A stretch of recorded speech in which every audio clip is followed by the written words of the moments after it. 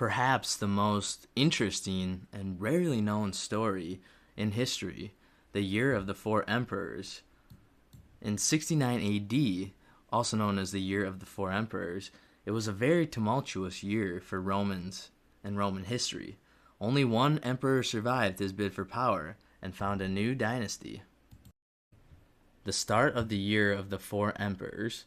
Although Nero began his almost 14 years of rule remarkably well, by 68 AD he was nearly universally despised. In March of that year, Gaius Julius Vindex, the governor of Gallia Lugenesis, organized a rebellion. He was joined by Servius Sulpice Galba, whom Vindex convinced to declare himself emperor. Vindex's forces eventually fell in the Battle of Vesanito in May, and Vindex himself committed suicide. However, support for Galba in the Spanish provinces continued to grow. During this time, Nero seemed to oscillate between an oblivious, careless optimism and maniac despair as more and more high-ranking politicians declared themselves for Galba. Eventually, Nero's own prefect of the Praetorian Guard joined the rebellion, and Nero fled Rome in terror. While the emperor cowered in a villa outside the city, the Senate voted him an enemy of Rome. Intent on avoiding the humiliation of capture and execution before the throngs of Rome, he planned a suicide. Nero oversaw the preparation of water and wood, and even the digging of a hole appropriate for his body size, all the while lamenting, "What an artist dies in me." Finally, when he heard the clatter of approaching horses, his secretary helped him drive a knife into his own throat. Nero had no defined heir. The empire was without an emperor. This set an immense power grab into motion, leading to the Year of the Four Emperors in 69 AD. Galba takes charge. High-ranking men scrambled to fill the vacuum, eventually electing the first emperor of the Year of the Four Emperors. Already established as leader of a rebellion and a strong threat, Galba quickly received the endorsement of the Senate. He began his march to Rome with his reputation preceding him, one of greed and cruelty. He asserted that his reputation was confirmed and even augmented immediately on his arrival in the city.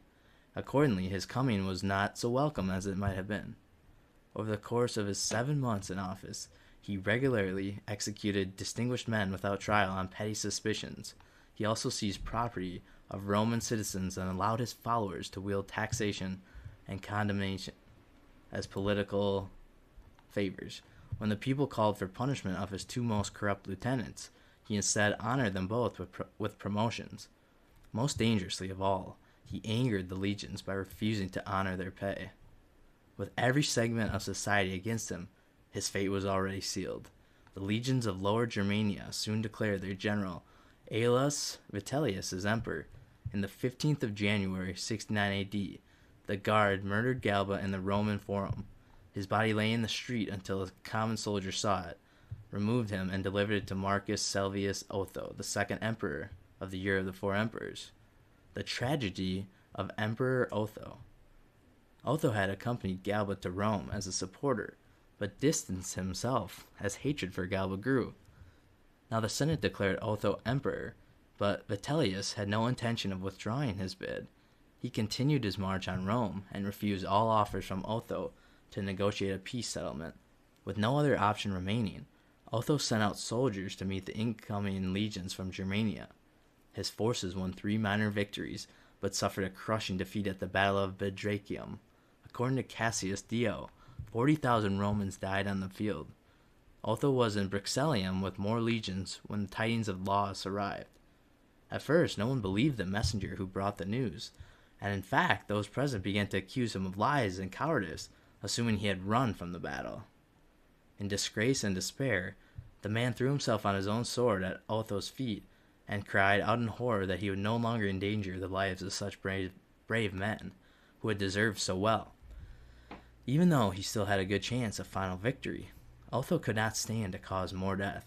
He bid farewell to his family, dispersed his money among his servants, and burned his papers to protect any name within them before committing his own death. Many of the soldiers who were present kissed his hands and feet as he lay there dead, weeping bitterly and calling him the bravest of men and an incomparable emperor. Otho had ruled for just 3 months of the year.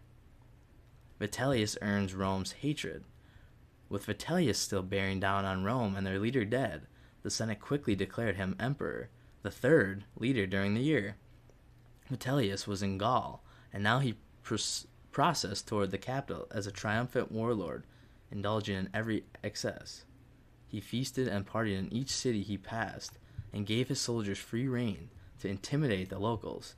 They made unreasonable demands for whatever food, goods, or shelter they desired, and mercilessly beat those who refused. Yet even his own men, glutted on this freedom and pleasure, were appalled by Vitellius's conduct upon reaching the city. Even hardened veterans shuddered in horror at the thousands of corpses still rotting on the bloody battlefield. Vitellius, however, commented to their disgust that, quote, the odor of a dead enemy was sweet, and that of a fellow citizen sweeter still, end quote. He entered Rome in an ostentatious triumph, disregarded the ancient laws of the nation, set himself up with supreme power, and gave great honor and reverence to the memory of Nero. Vitellius proved himself another cruel and arbitrary tyrant, who particularly delighted in executions. Nonetheless, he still held influence over the military, and so held on to his power for 8 more months. The year of the 4 emperors came to a close with its final emperor, Titus Flavius Vespasian, known to the modern world as Vespasian, the founder of the Flavian dynasty. Across the world in Judea, he had been commanding the Roman legions against the Jewish uprising. In July, Vespasian's men, along with the legions of Syria and Alexandria, declared him emperor and swore their allegiance. The legions of Moesia, Pannonia, and Elysium soon followed, giving him control of a large force. As Vespasian prepared to sail for Italy, the legions of the Danube also declared in support of him. Led by the dynamic Antonius Primus, they swept the Roman cities of northern Italy, and finally met Vitellius's forces in October of 69 AD at the Second Battle of Bedrosium. The battle was long and hard fought, continuing on through the night. It was a single misunderstanding that would finally lead to the victory for Primus. Primus's legion, Gallica, had spent many years in Syria, and they picked up a local custom of saluting the sun when it rose. When the Vitellians saw this, they thought the men were saluting new reinforcements. In despair, they broke and ran, and the Flavian forces pursued them and continued on to Rome. They entered the capital in December. Vitellius' supporters organized a desperate resistance, hurling tiles from the roofs and trapping the invaders in winding streets. Primus's men responded with equal ferocity, and Cassius Dio claims more than 50,000 died in the streets of Rome.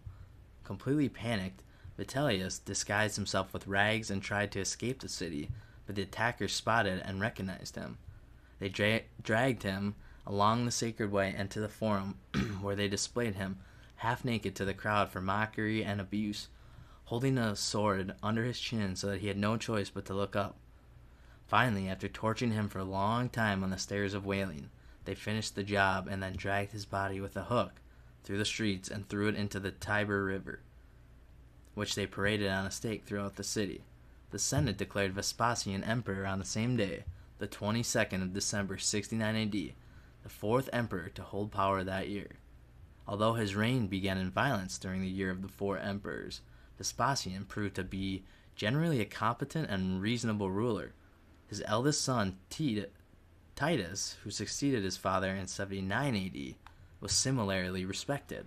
Yet Titus died of a fever after only 2 years in office. His younger brother, Domitian, displayed much of the paranoia and excess of his earlier emperors. He was eventually assassinated by state officials before naming an heir, eerily reminiscent of Nero's death. Many Romans feared a repeat of the chaos, terror, and butchery that marked the year of the 4 emperors.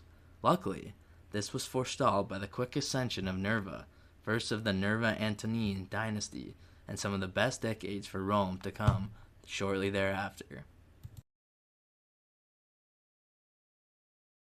Premium Forever Love necklace to my beautiful love. Buy this necklace, click my YouTube video description product link, and shop now.